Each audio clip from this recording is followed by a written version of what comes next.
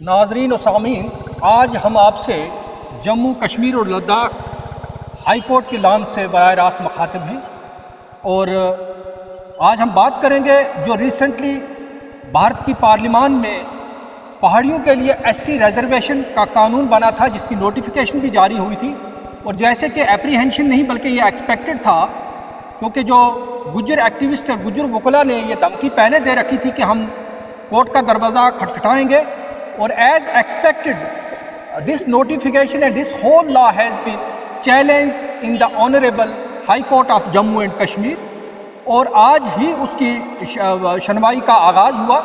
اور اس کے ساتھ ساتھ میں بتا دوں کہ کئی لوگ ہمارے یہ بھی کہتے ہیں کہ پارلیمان جس کے پاس ایک بریوٹ میجورٹی ہے، اس کے بنائے ہوئے قوانین کو کبھی بھی چیلنج نہیں کیا۔ ہمارے ہاں ایک تاثر ہے، اصل میں ایسا ہے نہیں۔ اگر میں آپ کو بتا دینا چاہتا ہوں، ابھی منی پور میں جو وائلنس ہوا وہاں پہ میتی اور کوکی کے درمیان، اور اس میں بھی وہاں کے ہائی کورٹ نے جو پارلیمان کا بنایا ہوا قانون جو اس کو کالعدم قرار دیا۔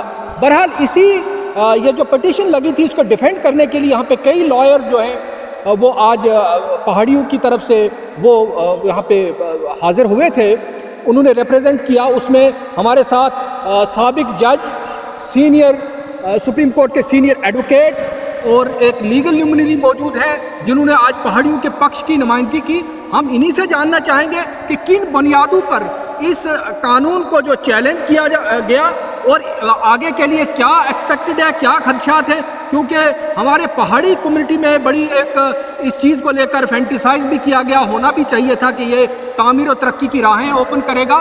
تو اب جو ہے یہ ہائی کورٹ میں آ گیا ہے، تو ہم ان سے جانیں گے کہ آج یہ کیا کارروائی ہوئی اور آگے کے لیے یہ اس پٹیشن کو کس نظر سے دیکھتے ہیں۔ جناب ایڈوکیٹ مظفر اقبال خان صاحب، پلیز۔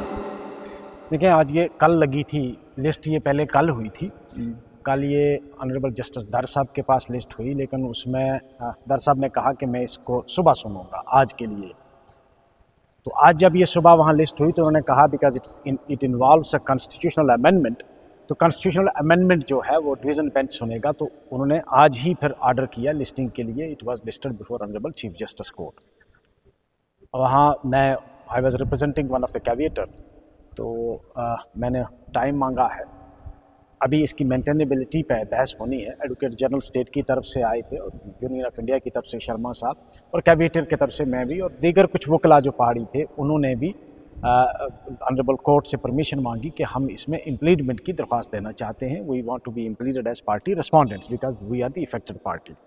تو ابھی نیکسٹ ڈیٹ 15 مئی کو رکھا گیا ہے۔ 15 مئی کو سنا جائے گا، اس کی مینٹینیبلٹی پہ بھی اور ہماری درخواستوں کو بھی سنا جائے گا۔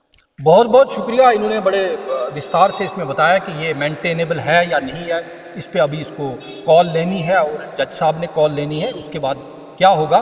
لیکن جیسے کہ کون سی گراؤنڈز لی گئی ہیں، جیسے آپ نے پٹیشن کو دیکھا ہوگا کہ جو دوسری اگریوڈ پارٹی ہے تو وہ کن بنیادوں پہ اس کو چیلنج کرنا چاہتی ہے، وہ اگر آپ ایک آدھ منٹ میں بتا سکیں۔ وہ بہت لمبی چوڑی پٹیشن ہے، ابھی میں اتنا آپ کو نہیں، استفسار سے میں کہوں گا کہ انہوں نے تمام جتنی ریکمنڈیشنز تھی 89 سے لے کر 2020 تک جتنی ریکمنڈیشن، 21 میں بھی ایک ریکمنڈیشن ہوئی ہے، ایک فاروق صاحب کی جب سرکار تھی 89 کی ریکمنڈیشن، پھر جنرل کرشنا راؤ نے ایک ریکمنڈیشن کی تھی 92 میں، اس کو 96 کی ریکمنڈیشن، 2001 میں ایک ریکمنڈیشن سرکار نے کی تھی، اس وقت بھی فاروق صاحب کی سرکار تھی کہ بھائی پہاڑیوں کو ایس ٹی دیا جائے، اس کو بھی چیلنج کیا، اور جتنی کمیونیکیشنس ہیں سب کو چیلنج کیا ہے۔